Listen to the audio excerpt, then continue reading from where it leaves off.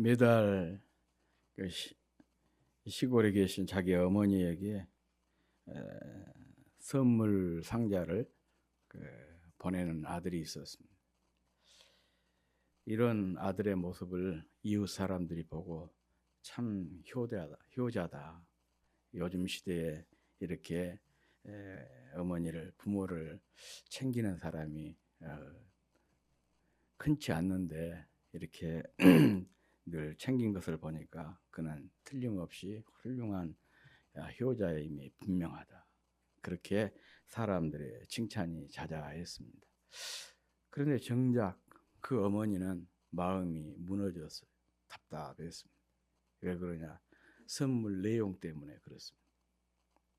아들이 선물이라고 보내는데 그 열어보면은 먹다 남은, 그래서 빼짝 마른 빵 부스러기라든지 과자 부스러기라든지 또 곧 작동이 멈출 것 같은 그 중고 가전 제품이라든지 심지어는 먹어서 배탈이 날 수가 있는 그냥 유통기간이 훨씬 지나버린 그런 그 물건들을, 식품들을 선물이라고 보내온 거예요.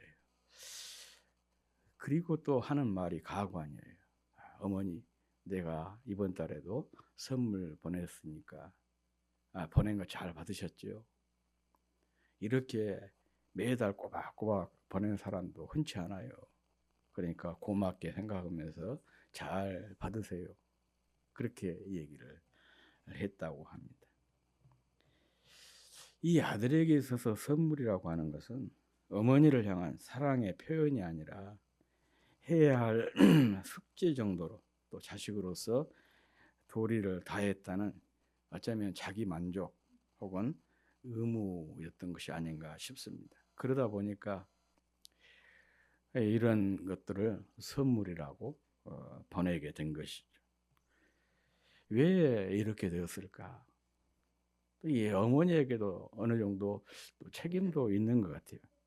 무엇이든 어머니가 다 받아주니까 그런 것들도 다 받아줄 것이라고 여기는 어떤 당연함, 이런 당연함에서 비롯된 무례함, 이게 이 아들의 문제가 아닌가 이런 생각을 해보게 됩니다.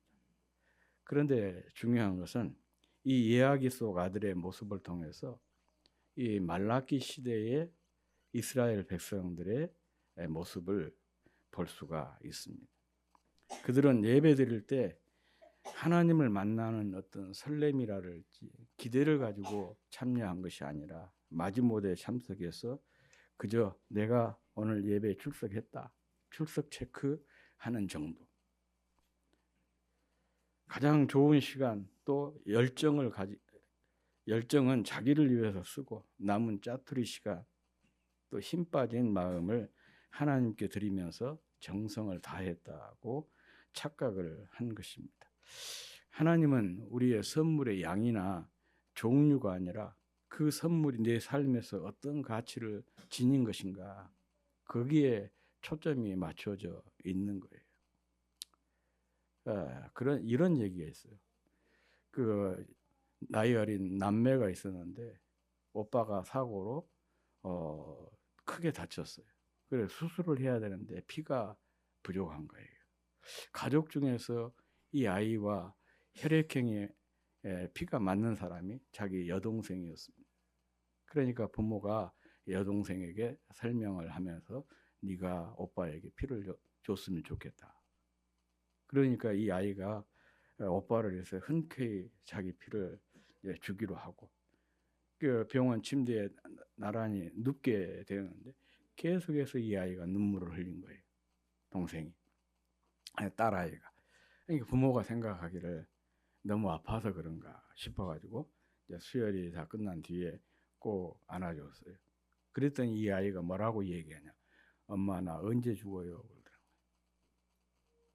그러니까 이 아이는 자기 피를 오빠에게 주면 자기가 죽는다고 생각을 했어요. 그것을 알고도 자기 피를 기꺼이 오빠에게 주기로 결심을 한 거죠.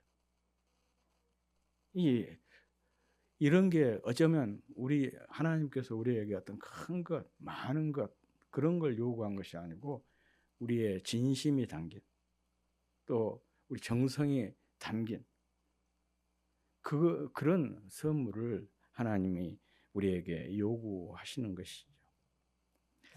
이 말라기서는 구약 성경의 마지막 책입니다. 이게 이스라엘, 유다라고 하는 나라가 바벨론이라고 하는 나라에게 멸망을 당하잖아요. 그러면서 성경까지 다 파괴가 되었습니다. 그래서 바벨론 지역으로 포로로 끌려가서 거기에서 70년 동안 포로 생활을 하고 하나님의 은혜로 다시 고국으로 돌아와서 그들이 성전도 건축하고 그리고 하나님께 정상적으로 예배를 제사를 드릴 수가 있었습니다. 바로 그때 일어난 그 이스라엘 백성들의 그 예배 생활을 잘 보여주고 있는 것이 소위 말하면 이 말라기서예요. 이 말라기서는 그 넉 장 55개의 구절로 되어 있는데 그 중에서 47개가 직접적으로 하나님의 말씀이에요. 그래서 성경을 여러분이 잘 읽어보시면 성경 중에서 하나님의 말씀의 비중이 가장 높은 책이 말라기서입니다. 거의 85%가 하나님의 말씀으로 되어 있는 책이 말라기서예요. 그런데 이 말라기서의 구조가 독특해요. 내용 전체가 하나의 이스라엘 백성과 하나님 간의 그 언쟁으로 되어 있어요. 그러니까 논쟁 형식으로 되어 있어요.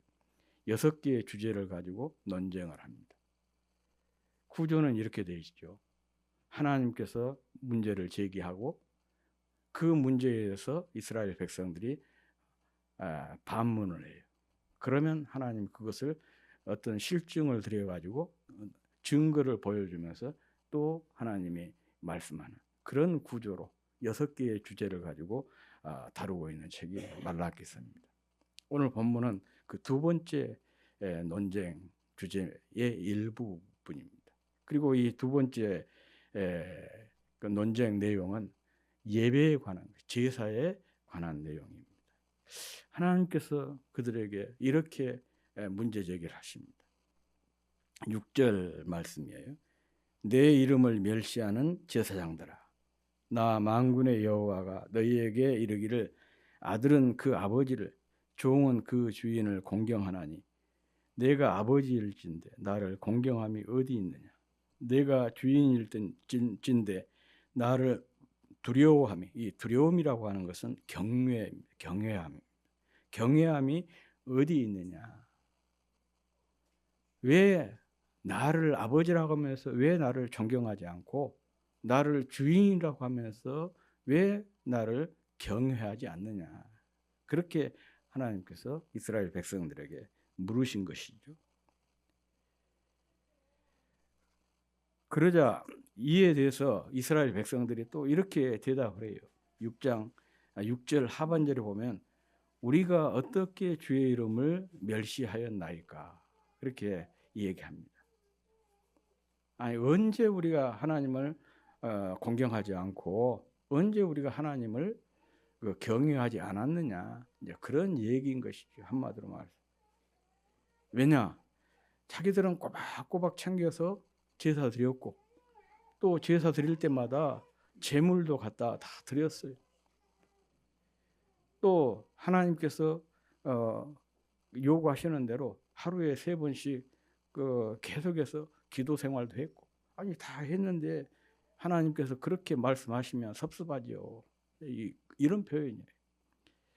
그러자 이에 대해서 하나님께서 증거를 제시하면서 그들이 하나님을 공경하지 않고 경외하지 않은 이유들을 쭉 증거들을 이 얘기를 하고 있습니다. 바로 그 내용이 7절 이하예요.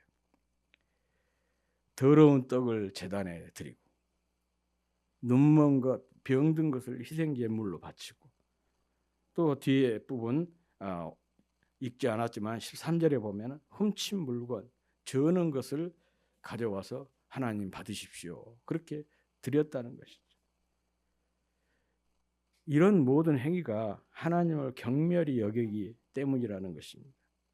그러면서 하나님 또 이렇게 말씀하셔요. 이제 그것을 너희 총독들에게 한번 드려보라. 그가 너를 기뻐하겠으며 너를 받아주겠느냐.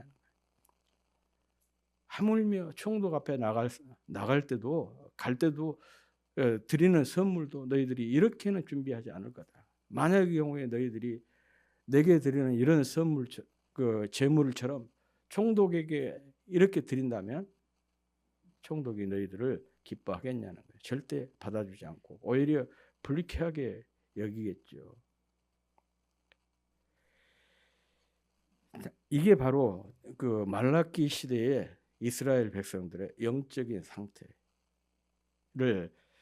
가 바로 이런 상황이었던 것이죠. 그렇다면 그들이 왜 이렇게 되었을까?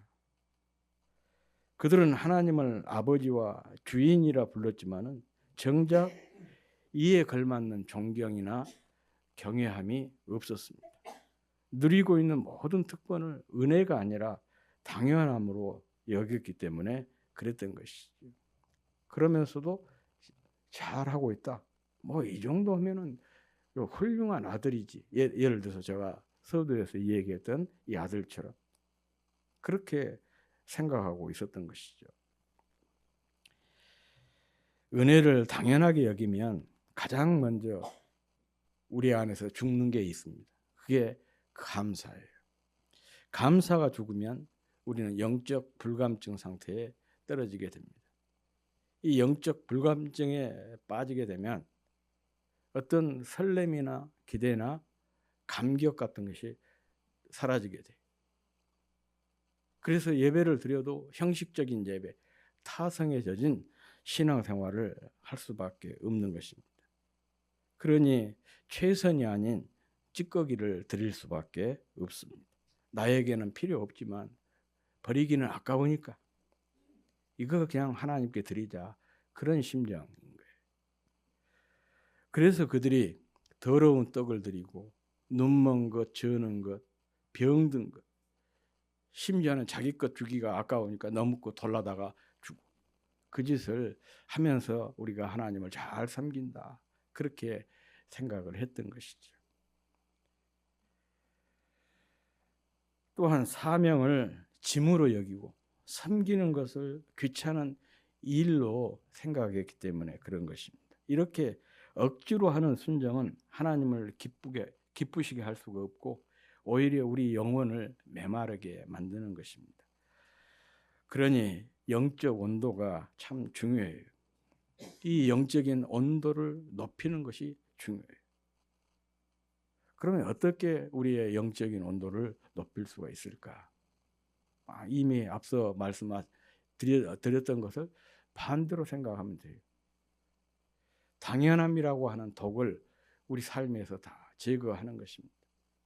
이것은 단순히 신앙생활에만 해당되는 얘기가 아니고 일상생활에도 그렇습니다. 사람들과의 관계, 특별히 가정생활에서 부부생활의 관계가 서먹해지거나 아니면 형식적이거나 또 어떤 기대나 설렘 같은 것이 사라지게 된 근본적인 원인이 이 당연함에서 오는 것이거든요. 이 당연함이라고 하는 독을 제거하면 다시 설렘과 기대, 신비감이 살아나게 되는 거죠. 관계가 새로워지고 역동성이 살아나게 되는 것입니다. 이 말라기 시대 이스라엘 백성의 문제는 바로 이것이었어요. 하나님께 받은 수많은 은혜가 많이 있었는데 그런 은혜들을 당연하게 여겨버린 거예요. 그러므로 우리가 당연하게 여겼던 것들을 감사로 또 경이로움으로 바꾸는 일이 참 중요합니다. 내가 구원받아 천국 백성이 되고 하나님의 자녀가 된 것은 그것을 비롯해서 이렇게 건강한 모습으로 예배를 드리고 또 기도와 찬양을 드리고 오늘이라고 하는 일상을 누리고 있는 것을 당연한 권리가 아니라 특별한 은혜라고는 사실을 우리가 늘 기억하는 것이 참 중요해요. 사실 우리가 가진 그 어떤 것도 당연한 것은 없습니다. 당연한 것이 없다라는 생각을 가질 때 비로소 우리 안에서 감사가 살아나게 되는 거예요. 사실 우리가 모두 당연한 것이 없다라는 생각을 가지고 주변을 바라보면요, 온통 세상이 경이롭게 보이게 되는 것이죠. 아인슈타인이라고 하는 과학자가 이런 말을 했습니다. 인생을 사는 방법은 두 가지가 있는데, 하나는 아무것도 기적이 아닌 것처럼 사는 것과, 다른 하나는 모든 것이 기적인 것처럼 사는 것. 이 두 종류의 삶이 있다는 거예요. 바로 여기에서 삶의 태도와 삶의 질이 결정이 됩니다. 아무것도 기적이 아닌 것처럼 사는 사람은 삶이 참 나른하고 권태롭고 재미도 없고 그럴 수밖에 없어요. 그런데 모든 것이 기적이라고 여기면서 사는 사람에게는 늘 순간순간이 감사하고 감격이고 그야말로 역동적인 인생을 살아낼 수가 있는 것이죠. 바로 이 점이에요. 우리 안에서 이런 당연함이 사라지고 이 당연함이 은혜의식이 회복이 될 때 우리의 영적인 온도가 높아지게 된 것입니다. 다른 하나는 이 사명을 짐이 아니라 특권으로 여기는 것이죠. 내가 무엇인가를 섬기는 이 일이 귀찮은 일이 아니고 하나의 특권으로 여길 때 또 우리의 영적인 온도가 올라가게 되는 것입니다. 사실 그렇죠. 무거운 짐을 평생 안고 살아간다는 것처럼 힘들고 어려운 일이 어디가 있겠습니까? 그런데 주변에 보면 의외로 이런 사람들이 많이 있어요. 특별히 신앙생활하는 사람들 중에도 그러잖아요. 항상 힘들어해요. 기왕 믿은 예수 안 믿을 수는 없고 천국은 가야 되겠는데 그런데 너무 버거워요. 그래서 말 그대로 행복하게 신앙생활을 한 것이 아니라 고통스럽게 신앙생활을 하는 사람들이 의외로 많이 있습니다. 당시 이스라엘 제사장들도 그랬던 것 같아요. 그래서 13절에 보면 이런 얘기가 나와요. 이 일이 얼마나 번거로운 거. 그렇게 제사장들이 탄식을 했습니다.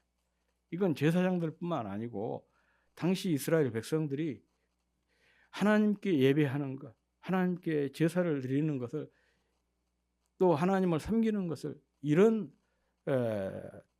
마음을 가지고 살았다는 거예요. 얼마나 번거롭냐. 이 번거롭다는 말이 이 히브리어로 마탈라라고 하는데요. 어떤 일을 진절이 나게 싫어하거나 가치 없게 여겨서 느끼는 심리적인 피로감을 번거롭다라고 합니다. 마탈라라고 하는 거예요. 하나님을 섬기는 일을 마치 에너지를 갉아먹는 노동처럼 여긴 것이죠. 그러니 하나님께서는 흠없는 제물을 요구를 했는데 그 흠없는 제물 그런 것을 그 자체가 힘이 들어가지고 아니 아무거나 주는 대로 받아 잡수시지 뭐 그렇게 따지냐 그런 생각을 가진 거 한마디로 말했어요. 그래서 하나님을 섬기는 것이 귀찮고 번거롭게 여겼던 것입니다. 사람이 그러지 않습니까? 내 마음이 즐거우면 좋은 것 주고 싶고 또 더 잘해주고 싶고 그러면서도 막 신이 나고 그런 건데 마음이 딱 죽어버리면 만사가 귀찮아지잖아요. 그러면서 뭐가 나와요? 불평이 나오게 되죠. 지는 손이 없어 발이 없어. 맨날 주는 것만 받아먹고 있다고.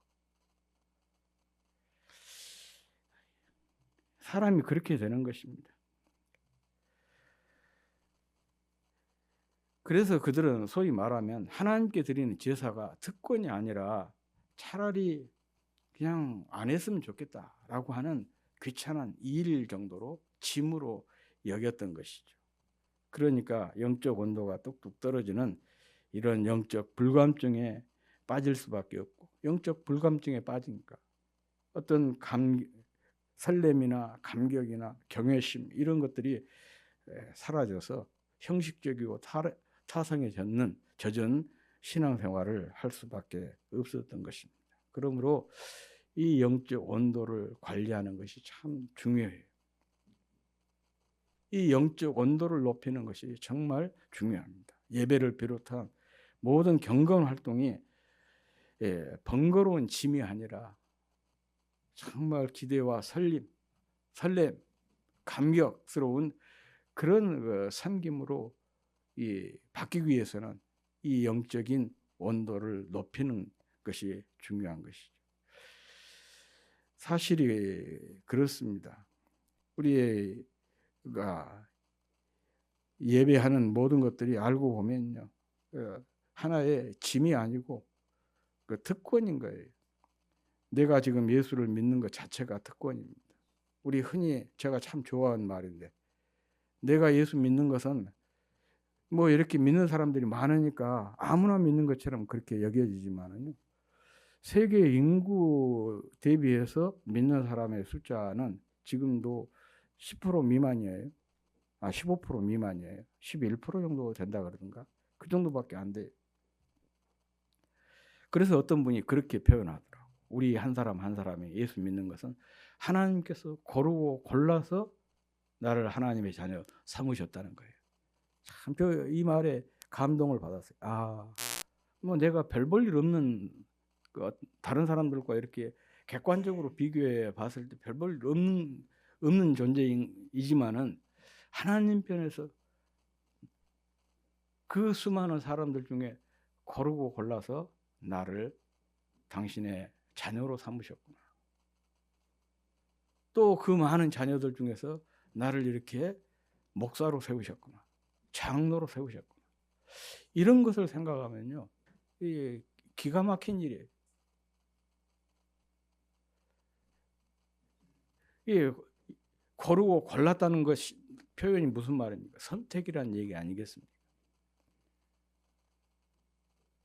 많은 것 중에서 일부를 이렇게 선택한 것이니까, 그러므로 선택 자체가 뭐냐? 특권인 거예요.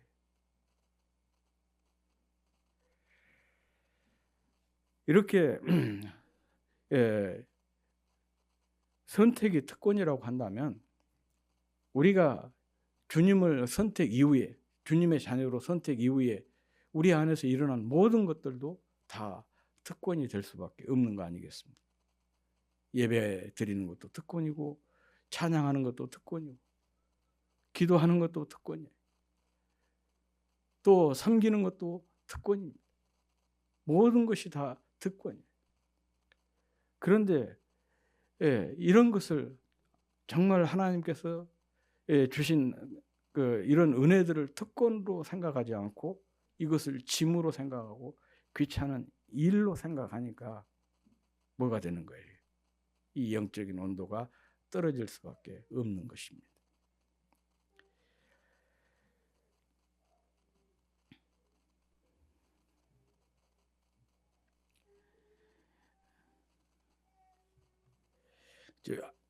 아까 제가 준 자료 한번 띄워주십시오.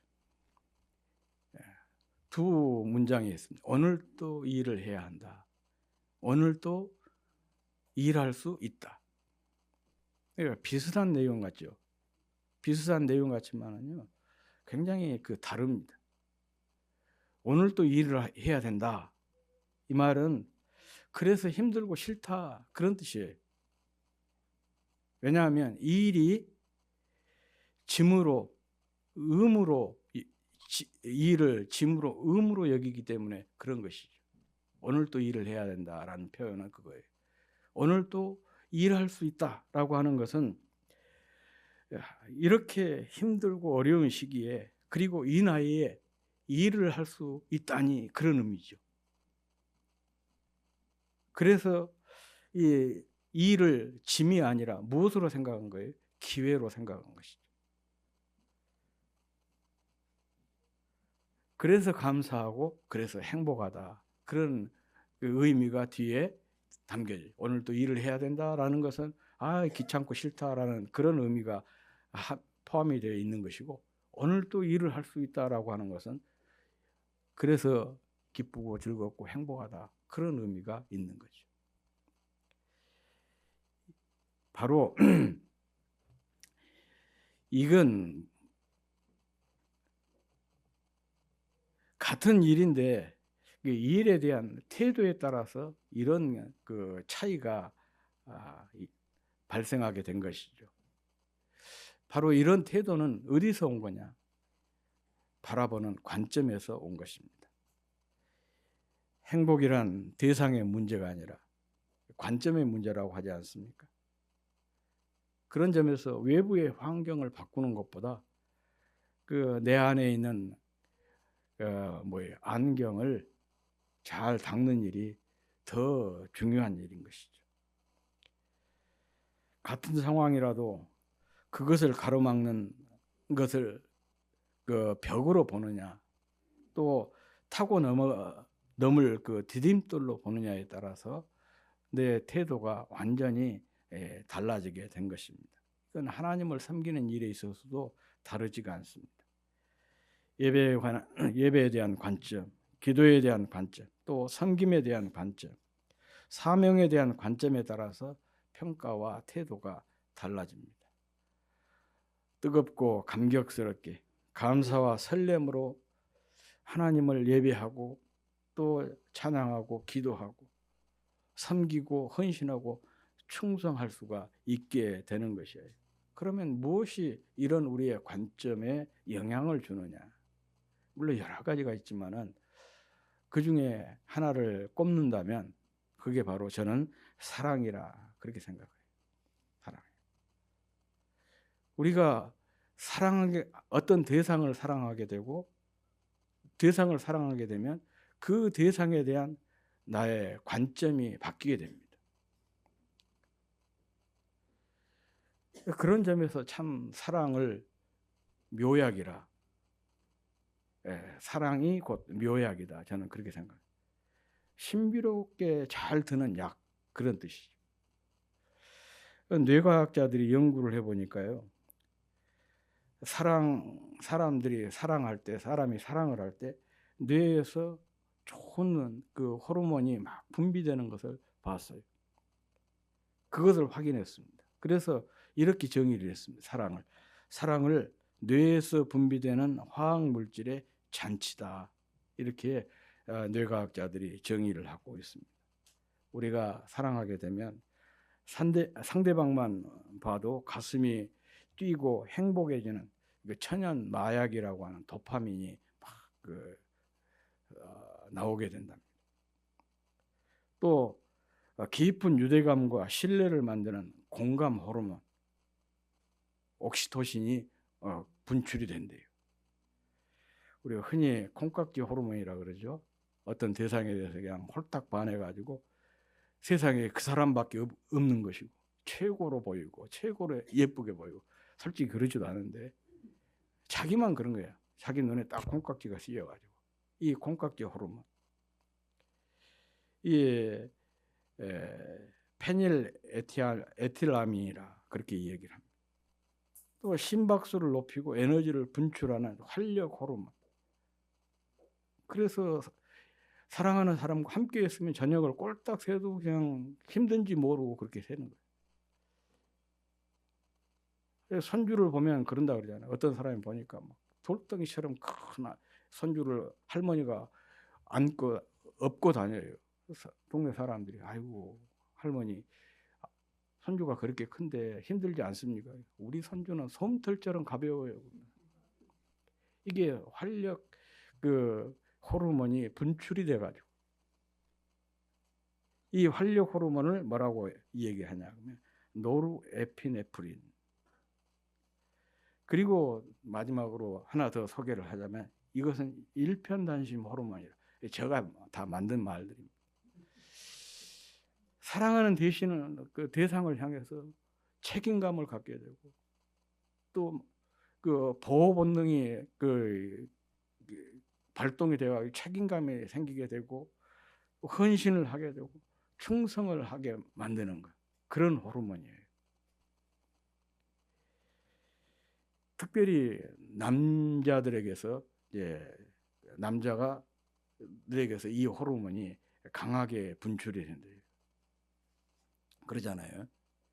어떤 한 여성을 빠지면 그냥 물불을 가리지 않잖아요, 남자들은. 그래도 여성들은 이쪽으로도 재보고 저쪽으로 재보는데 남자들은 그런 거 없지 않습니까? 일편단심 호르몬, 바소프레신이라고 하는 그런 호르몬, 이런 그 각종 호르몬들이 우리가 사랑할 때 생기게 된다는 거죠. 그래서 사랑하면 사랑을 받는 대상도 행복하지만 더 행복한 것은 누구냐? 사랑하는 사람이에요. 그러니 사랑하면 행복하게 된 것이죠. 그래서 이 주님을 섬기는 것이 행복하고, 주님을 예배하고 주님께 헌신하는 것이 기쁘고, 주님께 기도하고 찬양하는 것이 즐거운 것은 주님을 사랑하기 때문에. 주님을 사랑하면 예배가 너무 기쁘고 늘 기대가 되고 설렘이 있어요. 기도하는 시간이 너무 즐거워요. 찬양하는 시간이 너무 감동이 돼요. 교회에 무슨 일이 없을까? 일부러 일을 찾아가지고 막 교회 와서 일을 하고. 저도 젊은 시절에 그랬던 적이 있어요. 교회에 무슨 일이 없을까 싶어가지고 막 열심히, 집에서는 일도 안 하는 것이. 그러니까 저희 어머니가 교회 와서 이렇게 일하는 것을 보고는 화가 나버렸어요. 그래가지고 저를 보고 뭐라고 얘기해. 나 쫓아가갖고 그 목사 가만히 안 두겠다고. 아니, 나는 아까워서 우리 아들 일도 안 시키고 있는데 그렇게 일을 시켜 먹는다고 그렇게 노발대발하는 거예요. 아니, 일을 목사님 시켜서 한 것이 아니고 내가 좋아서 한 거라고. 소용없어요. 이해가 안 된 거예요, 저희 어머니 입장에. 그런데 주님 사랑하고 교회 사랑하고 그러니까 그냥 무슨 내가 할 일이 없을까? 그래서 일을 찾아서 하고 일하는 것이 너무 행복하고 즐거웠어요. 사랑하면 그렇게 되는 것입니다. 반면에 사랑이 식으면 예배가 지겨워요. 또 주일이냐 그런 생각이 들어요. 성경을 읽으면 하품만 나오고, 어떤 사람은 기도가 하는 것이 막 즐겁다는데 한 두서너 마디 하면은 기도할 말이 없어져 버려요. 교회 일이 그렇게 힘들고 귀찮고 짐으로 여겨지고, 참 내가 선택을 잘못했다. 큰 교회 갈 건데 이렇게 조그마한 교회, 일 많은 교회 와가지고 나갈 수도 없고 일하자니 너무 힘들고 막 그런 생각들이 자꾸 들게 되는 것이죠.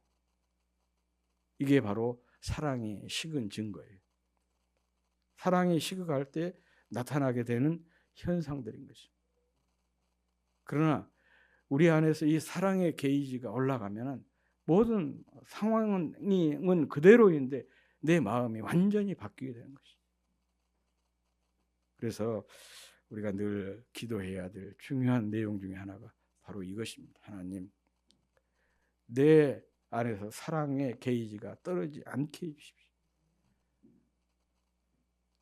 늘 사랑으로 충만하게 해주십시오. 무엇보다도 주님을 뜨겁게 사랑하고, 주님 사랑하는 비결은 몸인 교회 사랑한 거 아니겠습니까? 또 지체들을 사랑한 거 아니겠습니까? 교회 사랑하고 지체들을 뜨겁게 사랑하는 그런 마음 허락해 주십시오. 그래서 정말 이 말라기 시대에 이스라엘 백성들이 가지고 있었던 그 영적인 문제를 뛰어넘을 수 있는 저와 여러분이 다 될 수 있기를 주의 이름으로 축복합니다.